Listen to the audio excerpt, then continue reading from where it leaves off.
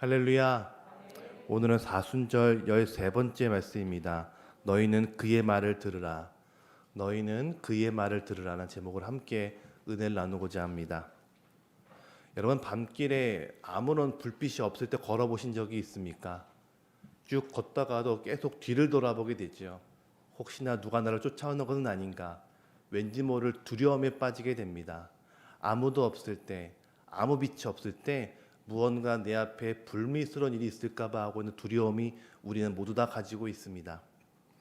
지구에서 가장 강한 사나이라고 하는 별명을 가진 러시아 이종 격투기 선수 에밀리아넨코 효도르에게 한 기자가 이렇게 물은 적이 있습니다. 선생님, 당신은 세상에서 가장 강한 사나이라고 하는 별명이 있습니다. 그런 당신에게도 혹시 두려움이 있습니까? 그가 이렇게 얘기합니다. 전 딱 한 가지 외에는 전혀 두려운 것이 없습니다. 그런데 그 딱 한 가지는 바로 가족에게 무슨 일이 일어날 수 있을지 모른다고 하는 그 두려움입니다. 라고 답을 했습니다. 예상치 못한 일에 대한 두려움, 혹시 모를 불미스러운 일에 대한 두려움, 그 두려움이 60억 분의 1이라고 하는 그 별명을 가진 그 사람에게도 있었다라는 것이죠. 이 두려움은 신앙을 가진 우리 모두에게 해당되는 이야기입니다. 그래서요, 믿음이 있으니까 두려움이 없지, 또 두려움 때문에 믿음이 없는 것이다 라는 말은 절대로 틀린 말입니다. 믿음이 있어도 두려움이 있습니다. 대신 두려움을 어떻게 극복하느냐, 이게 바로 믿음의 척도라는 것이죠. 오늘 본문은 엿새 후에라는 말로 시작을 합니다. 엿새 후. 바로 베드로가 가이사랴 빌립보 앞에서 주님은 한 살아계신 하나님의 아들이십니다 라고 하는 기가 막힌 고백을 하고 난 뒤 6일 뒤의 이야기가 바로 오늘 본문의 이야기입니다. 게다가 주님은 바로 1절에서 뭐라고 말씀하시냐면 너희는 그 전에 하나님의 나라를 볼 수 있다라고 말씀을 하십니다. 엄청난 하나님의 나라, 너희는 하나님의 아들이라고 하는 놀라운 고백을 들었던 그 일이 있고 난 6일 뒤에 주님은 가장 가까운 3명의 제자들과 함께 변화산으로 올라가십니다. 그리고 거기서 엘리야와 모세를 만나게 되시죠. 오늘 보면은 우리가 함께 예수님의 걸어가는 그 시선을 따라 함께 같이 이야기를 전개했으면 좋겠습니다. 2절부터 8절까지는 변화산 위의 이야기이고 9절부터 13절까지는 산을 내려오는 과정의 이야기입니다. 그리고 14절부터 29절까지는 산을 내려왔을 때 겪었던 이야기입니다. 시선이 어떻게 움직일까요? 산 위에서 쭉 내려오는 식으로 함께 이동해 가고 있죠. 오늘 말씀을 통해서요, 두려움과 불안이 가득한 이 땅에서 주님이 우리에게 말씀하시고자 하는 그 진리의 말씀을 함께 나누고 기도하는 복된 시간 되시기를 주님의 이름으로 축원합니다. 첫 번째입니다. 하나님이 임재하시면 주의 음성이 들립니다. 하나님이 임재하시면 주님의 음성이 들린다. 주님이 제자들과 함께 변화산으로 올라가십니다. 갔더니 거기에 엘리야와 모세가 있었습니다. 같이 간 제자들이 깜짝 놀랍니다. 여러분, 모세와 엘리야는 구약의 율법과 선지자의 대표입니다. 구약에 살아있는 존재라는 것이죠. 여러분, 아무리 유대인이라 할지라도 구약 전체가 100% 믿어졌을까요? 내 출신이 유대인이고 내가 어릴 때부터 말씀을 쭉 배워왔다 하더라도 이 구약의 말씀이 다 믿어졌을까요? 저는 아니라고 봅니다. 어릴 적부터 그 사람들은 배워왔습니다. 너희는 다윗의 자손이고 출애굽했을 때 우리 조상들은 바다를 갈라주셨던 하나님을 만났고 그 당시에 애굽과 바벨론과 같은 그 강대국들을 다 물리쳤고 그들 앞에서는 다 하나님 앞에서 별거 아니다라고 하는 그 말씀들을 배우고 익혀왔죠. 근데 그게 다 믿어졌을까요? 만약에 믿어졌다면 아마 그들의 믿음이 변질되지 않았겠죠. 만약 이 믿음이 강력했다면 그 당시에 로마와 결탁하지 않았을 것이고 믿음이 분명했다면 당시 종교 지도자들이 그렇게 변하지 않았을 것입니다. 들어왔지만 배웠지만 그건 그거고 내 현실의 삶은 또 다른 문제였다는 것이겠죠. 예수님의 제자들도 마찬가지였습니다. 그런데 그 제자들 앞에 누가 있는가? 구약의 대표라고 하는 엘리야와 모세가 떡하니 있습니다. 이들을 봤다는 건 야, 그렇구나. 구약의 이야기가 진짜구나. 내가 배웠던 그 모든 이야기가 진짜구나라는 것들을 알게 되었다라는 것이겠죠. 그런데 엘리야와 모세는 이 세상 사람이 아닙니다. 천국의 사람이죠. 그들이 제자들 눈앞에 있다는 것은 바로 하늘과 이 땅이 연결되어 있다라는 것을 말하고 있습니다. 말로만 듣던 천국, 말로만 듣던 하나님의 나라, 그 모습이 지금 눈앞에 펼쳐지게 되었다라는 것입니다. 이때 베드로가 뭐라고 얘기합니까? 5절입니다. 여기 있는 것이 좋사오니 초막 셋을 짓고 하나는 엘리야를, 하나는 모세를, 하나는 주님을 위해 지읍시다 라고 말합니다. 그리고 6절을 보니까요, 그들이 몹시 무서워함으로 라고 말합니다. 그들이 몹시 무서워함으로 무슨 말을 하는지 몰랐다라고 성경은 이야기하죠. 이 말이 무슨 말이냐면 엄청난 두려움 때문에 지금 본인이 무슨 말을 하고 있는가 알지 못했다, 이런 뜻입니다. 하나님의 임재가 엄청난 두려움과 엄청난 중압감을 주고 있었다라고 성경은 이야기하고 있습니다. 그런 다음에 바로 하나님의 말씀이 들려오죠. 우리 함께 7절을 다 같이 읽어볼까요? 7절 다 같이 한 목소리로 읽겠습니다. 마침 구름이 와서 그들을 덮으며 너희는 그의 말을 들으라 하는지라. 아멘. 어떤 말씀이 들려옵니까? 너희는 그의 말을 들으라. 하나님이 임재하실 때 누구의 말을 들어야 됩니까? 그분의 말을 들어라. 천국과 이 땅이 연결될 때 누구의 말씀을 들을 수 있습니까? 너희는 그의 말을 들으라 라고 성경은 이야기합니다. 주님의 말씀은 불현듯 매 순간 아무 때나 들리지 않습니다. 길을 가다가 사우나에 있을 때, 하다못해 저 술집에 있을 때, 그때 들리는 음성은 하나님의 음성이 아닐 것입니다. 하나님의 음성은 하나님의 영이 임할 때 들립니다. 그래서요, 우리는 매 순간 주님의 음성을 듣기 위해서 내 안에 계신 하나님의 영을 잘 간직하셔야 됩니다. 그래서일까요? 주님은 항상 깨어 있으라 라고 말씀하시죠. 마태복음 26장 41절에 이런 말씀이 있습니다. 시험에 들지 않게 깨어 기도하라. 마음에는 원이로되 육신이 약하도다. 시험에 들지 않게, 이 시험은 나뉘어지다 이런 뜻입니다. 내 계획과 내 상황이 나뉘어지는 것, 내 생각과 내 현실이 나뉘어지는 것, 이게 바로 시험이라는 것이죠. 여러분들의 계획과 여러분들의 삶이 나뉘어지면 어떤 마음이 듭니까? 가장 먼저 불안이 찾아오고 두려움이 엄습합니다. 내 계획은 이건데 현실은 반대로 갑니다. 내 의도는 이건데 현실은 반대로 가죠. 그럼 두렵고 불안해집니다. 그때 어떡합니까? 가장 눈에 보이는 것을 붙잡습니다.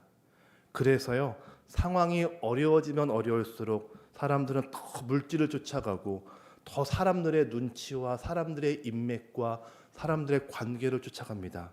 눈에 보이는 것, 내 생각과 현실이 달라지니 더 눈에 보이는 것을 쫓아간다는 것이죠. 반면에 하나님의 언약은 보이지 않습니다.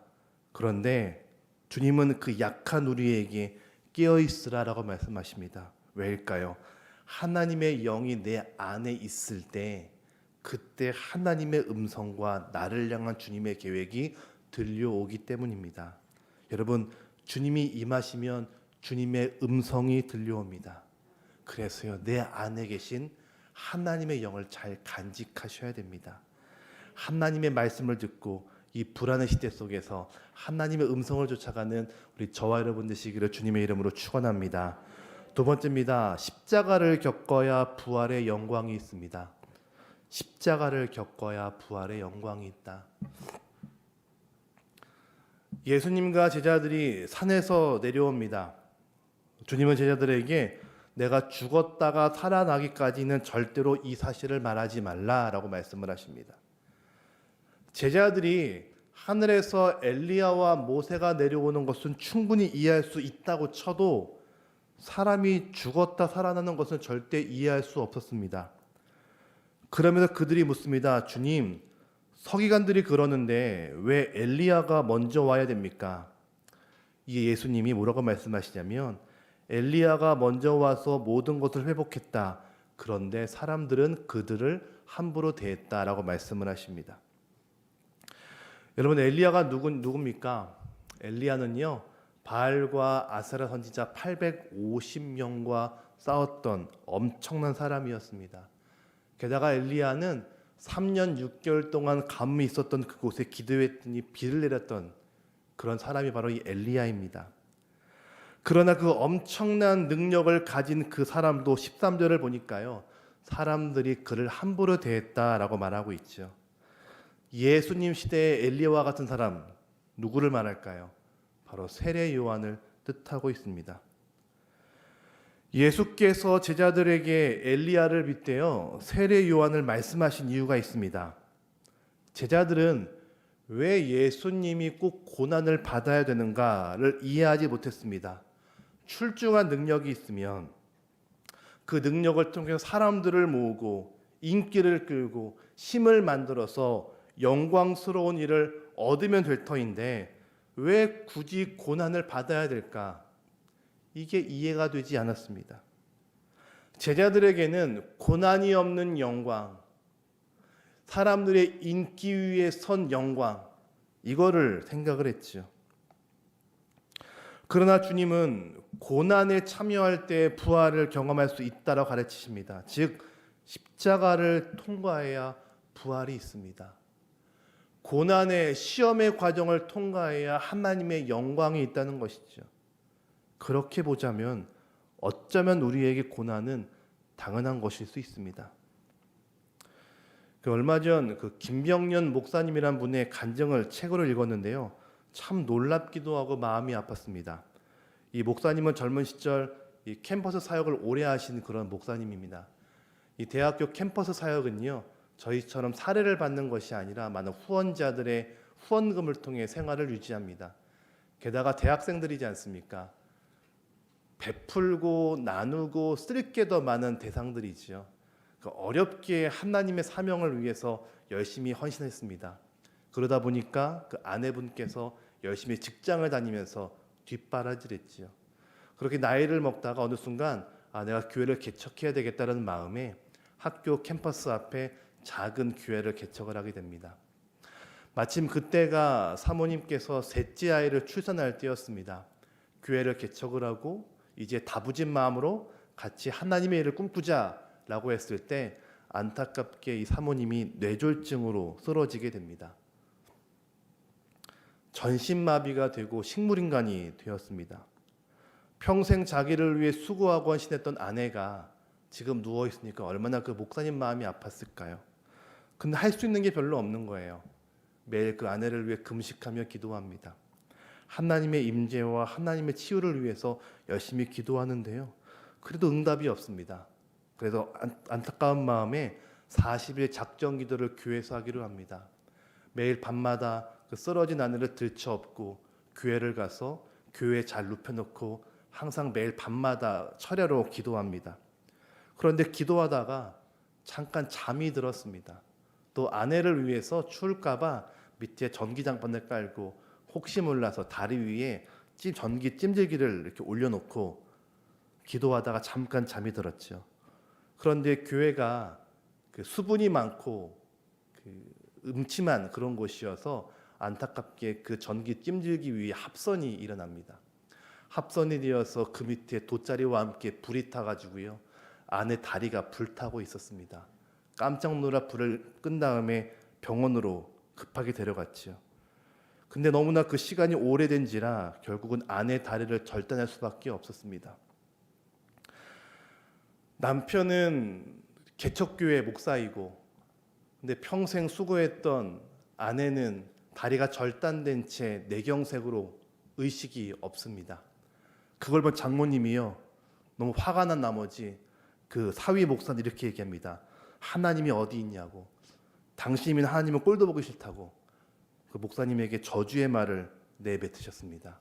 마치 우리가 지금 공부하고 있는 욥기의 한 장면 같죠.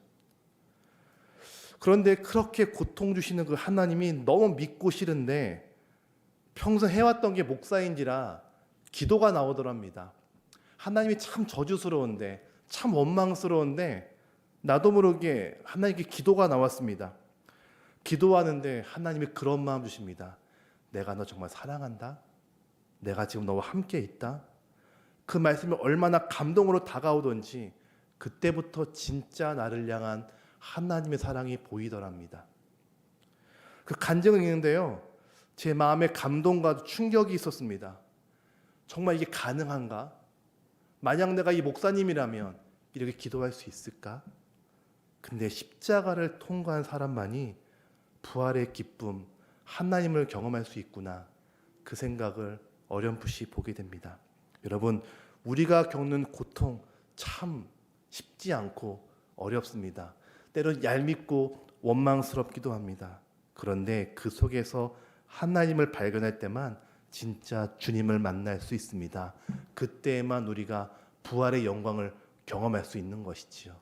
우리가 겪는 시험, 십자가일 수 있습니다. 그런데 그 십자가를 통해서 우리는 부활의 주님을 만나고 경험하고 저 천국을 바라볼 수 있는 줄로 믿습니다. 마지막 세 번째입니다. 기도할 때 능력이 있습니다. 기도할 때 능력이 있다. 십자가 고난 다 겪고 싶지 않은 고난이지요. 근데 그 십자가 고난을 극복할 수 있는 유일한 해결책이 무엇일까요? 주님은 기도를 말씀하십니다. 예수님께서요, 산 밑으로 내려왔더니 3명의 제자를 제외한 9명의 제자들이 사람들에게 둘러싸여 있었습니다. 왜 그런가 보니까 자기 아들을 고쳐달라고 하는 그 아버지와 아이가 왔는데요, 이 제자들의 병을 고치지 못하고 있었습니다. 여러분, 교회가 능력이 없으면 말이 많아집니다.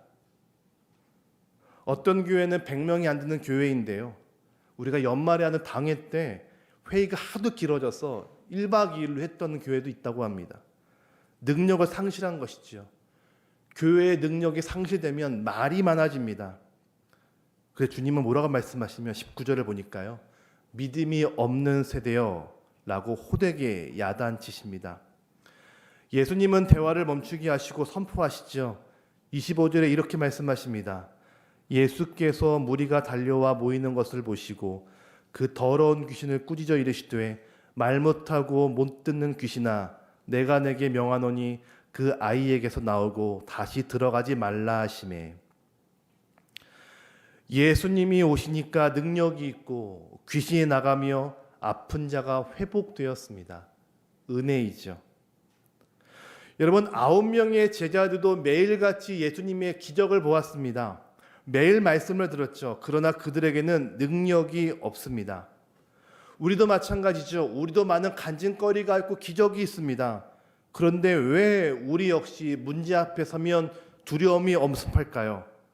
주님은 29절에서 이렇게 말씀하십니다. 29절을 보실까요? 제가 읽겠습니다. 이르시되 기도 외에는 다른 것에로는 이런 종류가 나갈 수 없느니라 하시니라. 뭐라고 얘기합니까? 기도 외에 다른 것은 능력이 없다라고 말씀하시죠. 능력의 원천, 능력의 근원이 뭐라고 말씀하십니까? 바로 기도입니다. 매일 주님의 음성을 듣는 것, 매일 하나님의 임재를 사모하는 것, 그때 능력이 임하고 그때 하나님의 신비를 경험할 수 있다라고 성경은 이야기합니다. 사랑하는 여러분, 여러분을 이 시간 이 자리에 깨게 하는 그 무언가가 있으시지요. 우리가 겪는 고난일 수도 있습니다. 그런데 그 고난을 통해서 내가 예수님과 함께 죽었음을 인정하고 기도할 때 십자가의 능력을 경험할 수 있습니다. 내가 겪는 고난 속에서 하나님이 일하시는 것, 내가 겪고 있는 위기 속에서 하나님의 능력을 경험하는 것, 그게 바로 기도인 것이죠. 그 기도를 통해 우리는 부활의 영광을 매일마다 경험할 수 있습니다. 여러분, 기도하면 능력이 있습니다. 다른 방법은 없다라고 성경은 말하고 있습니다.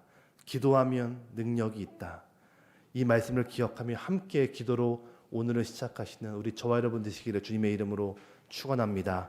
같이 기도하겠습니다. 주님 참으로 감사를 드립니다. 기도 외에는 다른 능력이 없다 말씀하신 주님, 우리가 더욱더 기도하며 하나님의 임재 안에 오늘을 살길 원합니다. 매 순간마다 주님의 음성을 듣게 하시고 하나님을 체험하게 하여 주셔서 십자가의 고난 속에서 부활의 영광을 기대하고 살아가는 우리 모두가 되게 하여 주시옵소서. 함께 기도할 때 하늘의 문을 활짝 열어주시고 하나님의 임재를 넉넉히 부어주셔서 더욱더 하나님과 가까워지는 믿음의 시간 되게 하여 주시옵소서. 드린 예물이 있습니다. 축복하여 주시고 하늘의 신령한 복과 땅의 기름진 복으로 넉넉히 채워 주시옵소서. 감사드리고 예수님의 이름으로 기도드립니다. 아멘.